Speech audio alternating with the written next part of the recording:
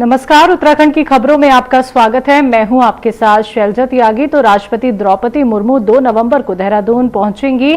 2 नवंबर को सुबह राष्ट्रपति हरिद्वार स्थित पतंजलि विश्वविद्यालय के दीक्षांत समारोह में शामिल होंगी। इसके बाद वो देहरादून लौटकर राष्ट्रपति निकेतन में रात्रि प्रवास करेंगी।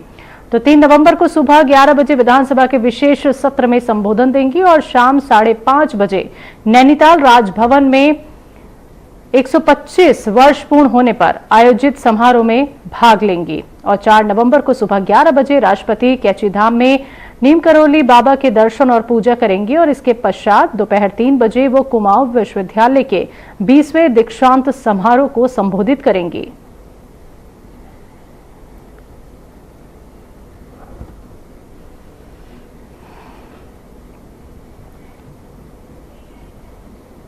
हल्द्वानी से कांग्रेस विधायक सुमित हृदयेश ने राज्य स्थापना की रजत जयंती से पहले सरकार की कार्यशैली पर सवाल उठाते हुए कहा कि हमारा राज्य 25 साल का हो गया है, लेकिन अब तक हम मूलभूत सुविधाओं से वंचित हैं।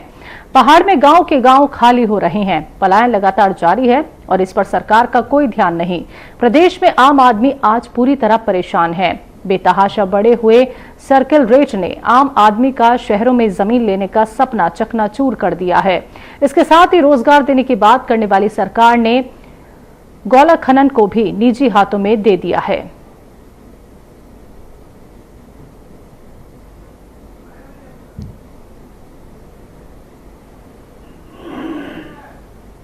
देखिए, 9 को जहां भी जिला मुख्यालय हैं और जैसे हल्द्वानी महानगर है वहां पे अवश्य कांग्रेस कार्यक्रम करेगी, बल्कि पूरी एक सूची प्रदेश अध्यक्ष जी के माध्यम से कांग्रेस के प्रत्येक कार्यकर्ता और ब्लॉक अध्यक्षगण अध्यक्षगणों पे पहुंच चुकी है, जिसमें ब्लड बैंक्स का भी और काम करा जाएगा और जिसमें अस्पतालों में फलों का वितरण का भी होगा और गोष्ठी भी करी जाएगी, जिसमें विचार अपने जो वरिष्ठ आंदोलनकारी हैं उनको भी सम्मानित करा जाएगा। तो बहुत सारे कार्यक्रम हैं जो हम लोग करेंगे। 25 साल का देखिए, अभी युवावस्था में उत्तराखंड राज्य 25 साल की पहुंच चुका है और अवश्य अच्छाइयां जहां पे गिनी जा सकती है वहीं पे जो कमियां रही हैं और विशेषतम जो पहाड़ के लोग हमारे हैं उनका एक सपना रहता है कि घर से एक व्यक्ति को सरकारी रोजगार मिल जाए। तो वो रोजगार जो हमने रोक दिया और जो आउटसोर्सिंग की प्रथा हमने चालू कर दी, उससे बहुत भारी नुकसान हमारे राज्य की जनता को और यहाँ के लोगों के सपनों को हो रहा है।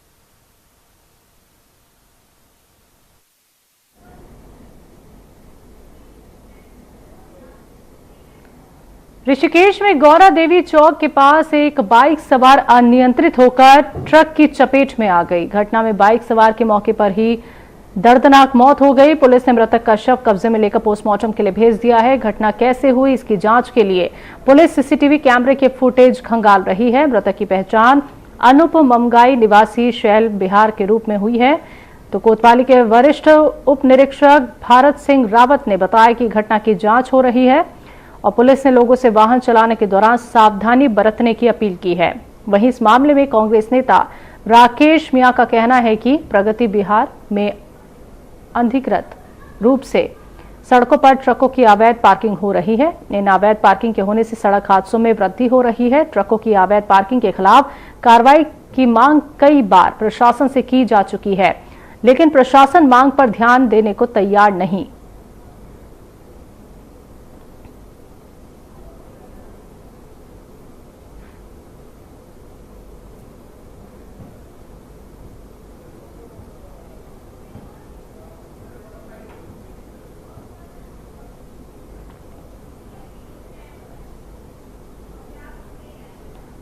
उधम सिंह नगर जिले के खटीमा इलाके की प्रमुख इस्लामिक सामाजिक संस्था तंजीम उलेमाए अहले सुन्नत के तत्वाधान में 1500वीं साला ईद मिलादुन्नबी के अवसर पर खटीमा के निजी मैरिज हॉल में सामाजिक निकाह कार्यक्रम का आयोजन किया गया। इस अवसर पर 7 निर्धन बेसहारा बेटियों का संस्थान ने भव्य तरीके से सामूहिक निकाह को संपन्न कराया और सभी बेटियों को 55-55 हजार रुपए के घर गृहस्थी के समान उपहार स्वरूप भेंट किए गए।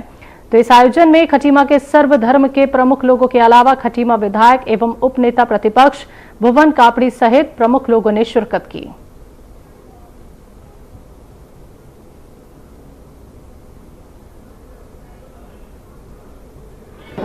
मुझे खुशी है और मेरी बेटी का निकाह है। यहाँ के अहले सुन्नत जो भी जमात है सब बहुत अच्छा काम कर रही है, बहुत बढ़िया। तो पहली बार सामूहिक निकाह तंजीम हाँ। उलेमा अहले सुन्नत संस्था द्वारा करा रही है, उसके कार्य को कैसे देखते हैं? आज बहुत बढ़िया, बहुत अच्छा इंतजाम करा है, बहुत अच्छा इंतजाम करा है, बहुत बढ़िया है, खुशी है। इस तरह के कार्यक्रम होने चाहिए, ऐसे होने चाहिए, हर साल होने चाहिए ऐसे कार्यक्रम। मौलाना इरफानुल हक जी को बहुत बहुत बधाई, शुभकामनाएं उनकी पूरी टीम को देता हूं कि उन्होंने इसकी शुरुआत खटीमा में मुस्लिम समाज में करी है। आज पहली बार सामूहिक निकाह की शुरुआत हुई है और साथ हमारी बहनों का आज निकाह है और समाज के सब लोग बढ़ चढ़ कर हिस्सेदारी इसमें निभा रहे हैं। और अगर आप देखेंगे तो परिवार शुरू करने के लिए जो भी ज़रूरत है वो सारी चीज़ें सामान यहाँ उपलब्ध है, उसको वो सबको दे रहे हैं। एक नए परिवार की, एक नए ज़िंदगी की शुरुआत में जो चीज़ें हैं वो ज़रूरी चीज़ों को दे रहे हैं। हम सबके लिए आज बहुत खुशी का दिन है कि हमारी मुस्लिम कम्युनिटी में पहली बार इस तरह से इज्तिमाई निकाह यानी सामूहिक विवाह का आयोजन इनेकाद किया जा रहा है। चूँकि बहुत से लोग सामने नहीं आ पाते, लेकिन ज़रूरतमंद बहुत से लोग हैं। तंजीम उलमा अहले सुन्नत खटीमा ने ये पहल की और उसमें खातिर ख्वाह हम लोगों को कामयाबी मिली। इस शानदार प्रोग्राम से मुझे लगता है कि लोगों के दिल आगे बदलेंगे और इस तरह के आयोजनों में वो बढ़ चढ़ कर हिस्सा लेंगे और गरीब निर्धर बेटियों के निकाह में इसी तरह से सहयोग करते रहेंगे। थराली विधायक भोपाल राम टमटा ने गुरुवार को सामुदायिक स्वास्थ्य केंद्र के मूल भवन का निरीक्षण किया। तो निरीक्षण के दौरान उन्होंने जिलाधिकारी चमोली गौरव कुमार से फोन पर बातचीत की और जन भावनाओं को ध्यान में रखते हुए अस्पताल का संचालन मूल भवन से ही कराए जाने को लेकर चर्चा की। वहीं थराली विधायक टमटा ने स्वास्थ्य केंद्र में तैनात चिकित्सकों से मूल भवन में अस्पताल संचालन को लेकर आ रही दिक्कतों का भी जायजा लिया और अस्पताल के पीछे क्षतिग्रस्त दीवार के निर्माण कराए जाने का आश्वासन भी दिया।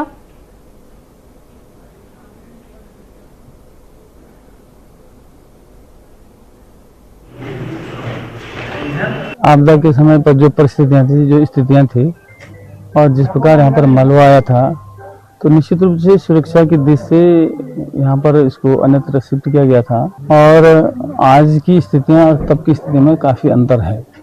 और जहाँ तक हॉस्पिटल की स्थिति है तो जो हमारा मुख्य भवन है ये ठीक है, इसमें कहीं कोई ऐसी बात नहीं। एक हिस्से में इसका थोड़ा सा मलबा आया है तो वो हटाया जा सकता है।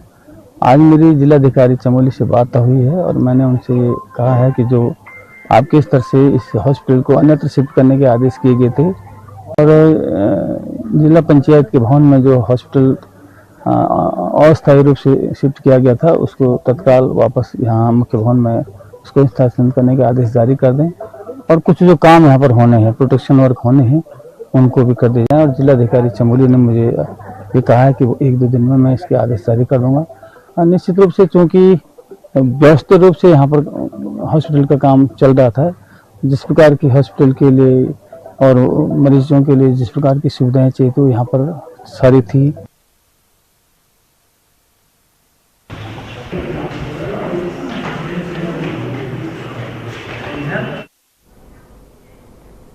प्रदेश के ऋषिकेश में मुनि की रेती के खारा स्रोत में शराब की दुकान खुलने के बाद से स्थानीय लोग नाराज हैं।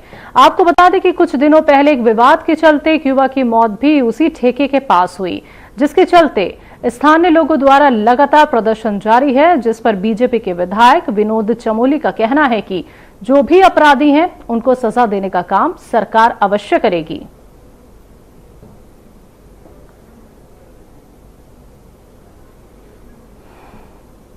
पुलिस का कर रहा सरकार, जिन्होंने अपराध किया है उनको सजा मिलेगी, ये तय है, उसमें जांच चल रही है और अपराधी को पकड़ना ये हमारा काम है, उसको सजा देना ये न्यायालय का काम है। हम अपना काम कर रहे हैं, न्यायालय अपना काम कर रहा है। न्यायालय का काम अपने हाथ में नहीं ले सकते, लेकिन हम संवेदनशील हैं और निश्चित तौर पर पूरी घटना का हम आगे चल के पर्दाफाश होगा कि क्या हुआ है और उसमें जो आवश्यक कदम होंगे उठाए जाए। हत्या के एवज में 2-4 हत्या हो जाए तब क्या होगा वहाँ? जितनी सुरक्षा के लिए पुलिस खड़ी नहीं होती है, ठेके की सुरक्षा के लिए पुलिस वाले कल तो कहेंगे देखिए साहब ये हो गया, क्या कर रही थी पुलिस, क्या कर रही थी सरकार? रिपोर्टें होने में हत्या के उत्तराखंड कांग्रेस में कुर्सी को लेकर विवाद थमने का नाम नहीं ले रहा है। हाल ही में कांग्रेस के प्रदेश महामंत्री नीरज त्यागी और प्रदेश संगठन उपाध्यक्ष सूर्यकांत धस्माना के बीच कुर्सी पर बैठने को लेकर संघर्ष तेज हो गया है। इस विवाद के बीच कांग्रेस के प्रदेश महामंत्री और श्रम विभाग के अध्यक्ष दिनेश कौशल ने एक दूसरे पर थप्पड़ मारने की धमकी देने का आरोप लगाया। इस बढ़ते तनाव के बीच एक बड़ा सवाल उठ रहा है कि कांग्रेस की अनुशासन समिति कहां है और वो इस मुद्दे पर कोई कार्रवाई क्यों नहीं कर रही।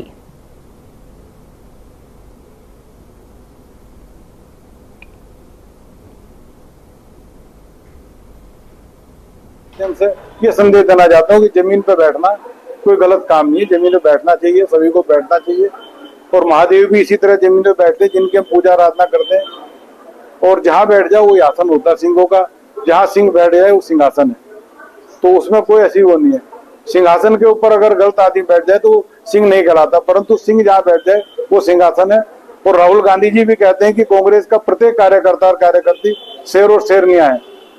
तो राहुल गांधी के कार्यकर्ता है, राहुल गांधी कहते हैं कि शेर और शेरनिया है और हम उनके शेर हैं। हम जहाँ बैठ जाएंगे वही सिंहासन है और वहीं से बैठ के हम कांग्रेस के लिए कार्य करें। प्रदेश उपाध्यक्ष, संगठन और प्रशासक उनकी कुर्सी में बैठ गए थे। मैंने सिर्फ इतना बोला कि कुर्सी में बैठना गलत है उनकी, तो ये बड़े गुस्से में थे। टनकपुर एआरटीओ और आरटीओ परिवर्तन अधिकारी ने श्री मां पूर्णागिरी टैक्सी एसोसिएशन के साथ यातायात नियमों के संबंध में बैठक की, जहां इस दौरान बैठक में पर्वतीय मार्ग, पूर्णागिरी मार्ग, बनबसा खटीमा मार्ग पर वाहन चलाने वाले टैक्सी चालकों और स्वामियों को आवश्यक निर्देश दिए। तो वहीं इस दौरान बैठक में एआरटीओ सुरेंद्र कुमार और आरटीओ प्रवर्तन अधिकारी सुभाष बगोरिया ने सभी को चेतावनी देते हुए कहा कि टनकपुर से पिथौरागढ़ तक संचालित होने वाले टैक्सी वाहनों द्वारा गंतव्य स्थान से पहले यात्रियों को दूसरे वाहनों में ट्रांसफर नहीं किया जाएगा।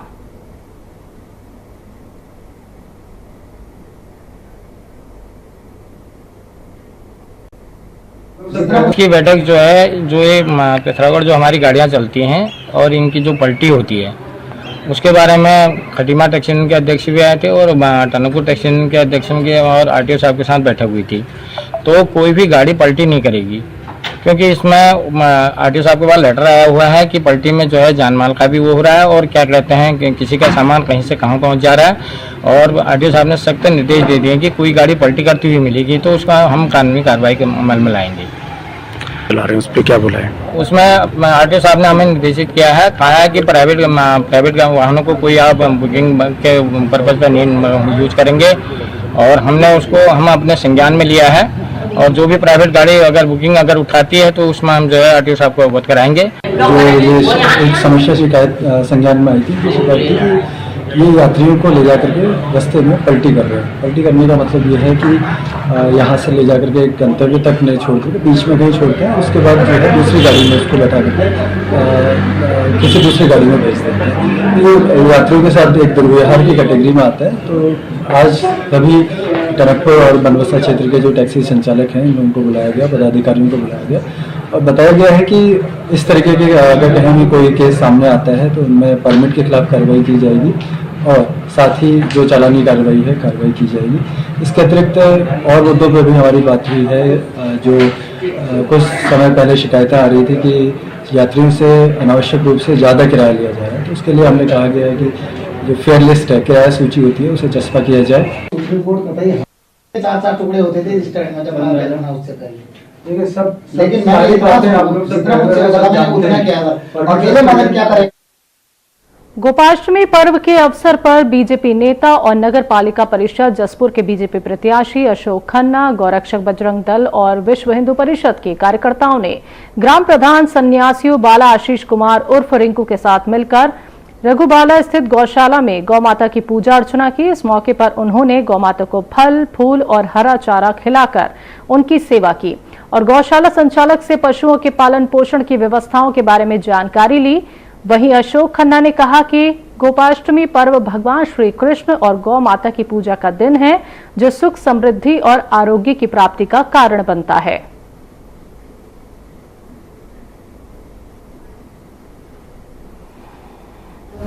राघुवाला गौ स्थल पे हम आए हैं, सभी बजरंग दल के हमारे सारे कार्यकर्ता। और आज गौ पूर्णिमा है और हम यहाँ पे गौ माता की सेवा करने के लिए आए हैं। चारे की व्यवस्था है और भी कुछ फल फ्रूट की व्यवस्था है, कुछ गुड़ की व्यवस्था है। ये इससे गौ माता का सेवन करने के लिए हम सब लोग यहाँ आए हैं। हमारे बजरंग दल की सारी टीम यहाँ पे मौजूद है और हमारे गांव के जो हमारे आशीष जी प्रधान जी हैं सिंडासी वाले के, वो भी मौजूद हैं और हमारे राघू वाले के प्रधान जी हैं, वो भी मौजूद हैं और हम इनके नेतृत्व में सारा यहाँ पे कार्य करने आए हैं। राघू वाला स्थित गौशाला में विश्व हिंदू परिषद के कार्यकर्ता पदाधिकारी और जसपुर के सम्मानित व्यक्ति, जसपुर के पूर्व चेयरमैन प्रत्याशी अशोक खन्ना जी और सन्यासी वाला ग्राम प्रधान आशीष जी और ऐसे काफ़ी सम्मानित व्यक्तियों को साथ लेकर यहाँ राघूवाला गौशाला में आए हैं। यहाँ गायों के लिए चारे की व्यवस्था, पूजन करके उनकी चारे की व्यवस्था, फल फूल और ऐसे इत्यादि सामान उनका खाने के लिए लाए हैं।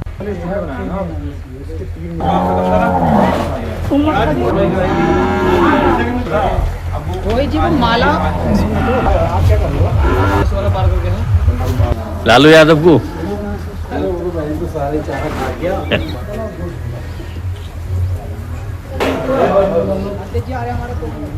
और रह गए कुछ तो और आजाद को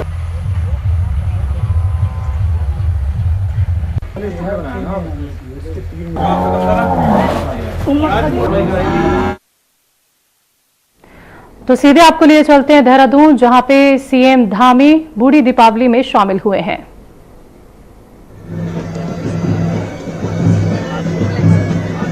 शादी को थोड़ा ऐसा हो जहाँ आज विकास का जो उल्लास नजर रहा हो।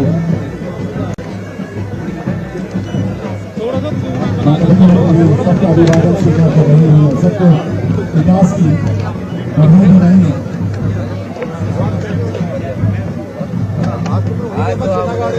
बहुत बढ़िया लगा।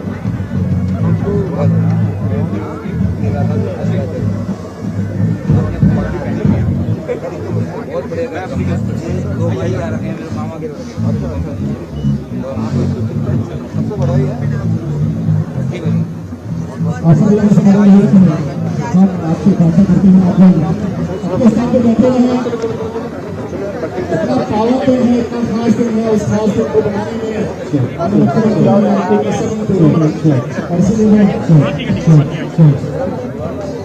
इसीलिए वो स्वयं आपके पास आ रहे हैं, आपका अभिवादन को स्वीकार कर रहे हैं, साथ ही आपको इतने सब बधाई दे रहे हैं विकास की।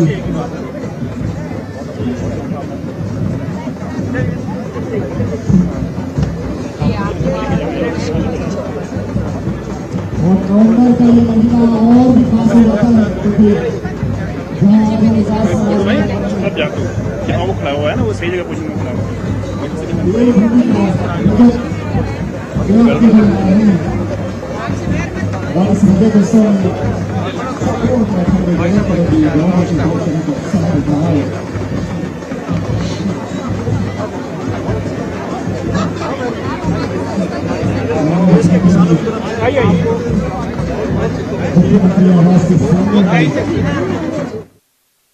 में वक्त एक छोटे से ब्रेक का।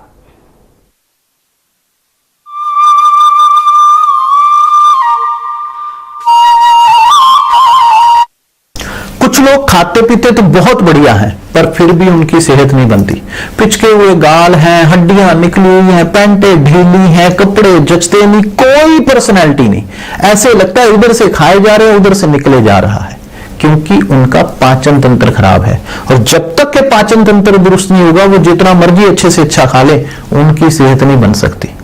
इसलिए हमारी संस्था सन्यासी आयुर्वेदा ने एक ऐसी दवा का निर्माण किया है जो कि आपके लिवर को, आपके पाचन तंत्र को दुरुस्त करने का काम करती है, ताकि आप जो भी खाएं उसका पूरे का पूरा निचोड़ आपके शरीर को लगे, आपकी भूख बढ़े, खाया पिया सही से लगे, नया खून बने, हड्डियों में जान आए, वजन बढ़े और आप मोटे तगड़े खूबसूरत पर्सनैलिटी के मालिक बन जाएं। सिर्फ 655 रुपए की पूरे 1 महीने की दवा होती है और आप इसे घर बैठे 01145454545 पर फोन करके दवा मंगवा सकते हैं। 1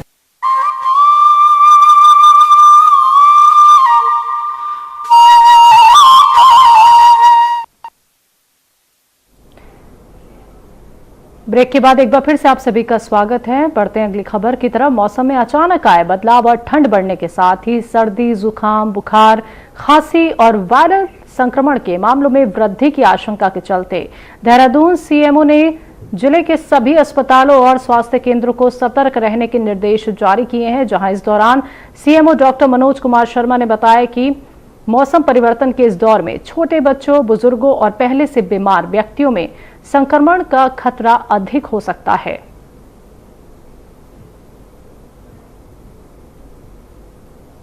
जैसे आप जानते हैं सर्दियाँ शुरू हो गई हैं, मौसम जब चेंज होता है तो कई तरह के जो वायरस हैं, जो बैक्टीरिया हैं, थोड़ा ज़्यादा एक्टिव हो जाते हैं और इम्यूनिटी भी व्यक्ति की वीक होती है, जिसकी वजह से उसको कई तरह की जो बीमारियां हैं वो लगने के चांसेस रहते हैं। तो इसी क्रम में हमारे द्वारा जो है अस्पतालों को समय समय पर निर्देशित किया जाता है कि जितनी भी रेस्पिरेटरी इलनेस से संबंधित बीमारियां हैं, जैसे आपका यूआरआई हो सकता है, एलआरआई हो सकता है, आपका जो जितनी और जो बीमारियां हैं, फ्लूसिस वाली जो बीमारियां हैं, तो इनकी संभावना ज़्यादा रहती है। तो उसके क्रम में जो है पूरी तैयारियां अपने अस्पतालों में रखें और जो भी इसके लिए आवश्यक दवाइयां हैं उनकी भी उपलब्धता सुनिश्चित करें। और अगर कहीं पे इस तरह की फ्लू की संख्या बढ़ती है तो उसके लिए अलग ओपीडी भी जो है एक अलग से संचालित करें, क्योंकि ये कंटेजियस बीमारी होती है, इन्फेक्टिव होती है काफ़ी, तो एक दूसरे में फैलने का डर रहता है। तो उस अगर ऐसे केसेस बढ़ते हैं तो वहाँ पे अलग से ओपीडी भी संचालन किया जाना जरूरी है। हर बार एक नया वायरस जन्म राजधानी देहरादून में बाल भिक्षावृत्ति पर रोक लगाने का प्रयास लगातार जारी है। इसके लिए जिला स्तर पर कई टीमों का गठन किया गया है और जगह जगह पर ऐसे बच्चों को चिन्हित करके उन्हें हर संभव सुविधाएं देकर समाज की मुख्य धारा से जोड़ने की पहल की जा रही है। तो जिस पर और जानकारी देते हुए देहरादून के जिला अधिकारी सविन बंसल ने कहा कि बच्चों को मुख्य धारा से जोड़ते हुए शिक्षा के बेहतर प्रबंध किए गए हैं।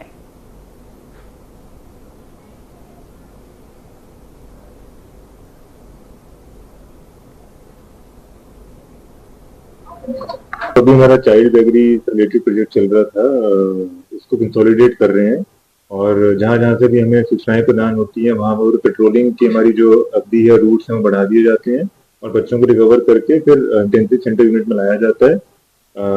उसको हमने और एक्सपेंड किया है, वहाँ पे बच्चों की एक्टिविटीज और बढ़ा दी हैं, राइट फ्रॉम कंप्यूटर, योगा, हमारी audio visual lab, music classes, activity based learning, Lego room, outdoor sports activities, तो ये सब वहाँ पर।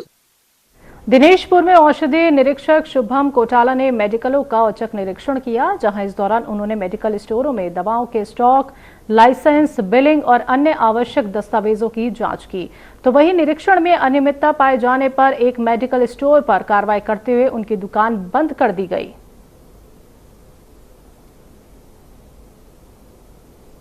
जनपद में औचक निरीक्षण की कार्रवाई करने के लिए निर्देशित किया गया है, जिस संबंध में जो हमारे औषधि एवं सौंदर्य प्रसाधन अधिनियम है उसमें जो वर्णित शर्तें हैं जो लाइसेंस की हैं उस सबको ही पूर्ण किया जाना अनिवार्य है। उसी संबंध में ये एक रूटीन चेकअप था और हम औचक निरीक्षण सभी के लिए कर रहे हैं, कोई स्पेसिफिक ये नहीं था। जिस संबंध में हमने इस अक्षत मेडिकल स्टोर पर कार्रवाई की है जिसमें हमें कई सारी अनियमितताएं मिली हैं, उस संबंध में हमने फर्म को स्पष्टीकरण प्रस्तुत करने के लिए कहा गया है और फर्दर आगे जैसा ही इनका स्पष्टीकरण आएगा उसी संबंध में आगे कार्रवाई की जाएगी। लालकुआं शहर में एक महिला के साथ सरेराह छेड़छाड़ करने का मामला सामने आया है, जहां इस मामले में पुलिस ने 3 युवकों को गिरफ्तार कर लिया है। तो वहीं इस दौरान पुलिस ने आरोपियों के कब्जे से घटना में इस्तेमाल स्कॉर्पियो वाहन को भी बरामद किया। साथ ही पुलिस ने पकड़े गए तीनों आरोपियों के खिलाफ मुकदमा दर्ज कर जेल भेज दिया है। जिस पर और जानकारी देते हुए एसपी सिटी मनोज कतियाल ने बताया कि तीनों मंचलों को लालकुआं कोतवाली पुलिस ने गिरफ्तार कर लिया है, जिसके बाद आगे की कार्रवाई की जा रही है।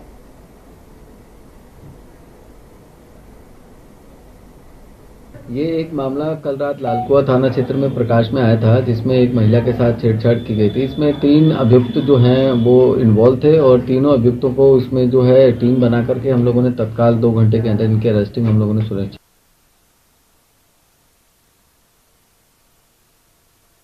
ऋषिकेश कोतवाली पुलिस ने एक चोर को गिरफ्तार किया है, जिसके कब्जे से पुलिस ने चोरी के जेवरात और साथ ही आपको बता दें कि आरोपी के पकड़े जाने से ऋषिकेश आसपास के थाना क्षेत्र में 8 चोरी के मुकदमों को खुलासा हो गया है। आरोपी की पहचान महेंद्र विश्वकर्मा के रूप में हुई है, जो मूल रूप से छतरपुर मध्य प्रदेश का रहने वाला बताया जा रहा है।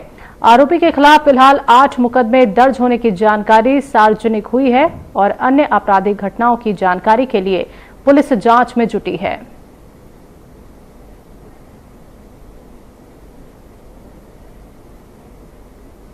इसका रहने वाला है और लंबे समय से ऋषिकेश में रह रहा है।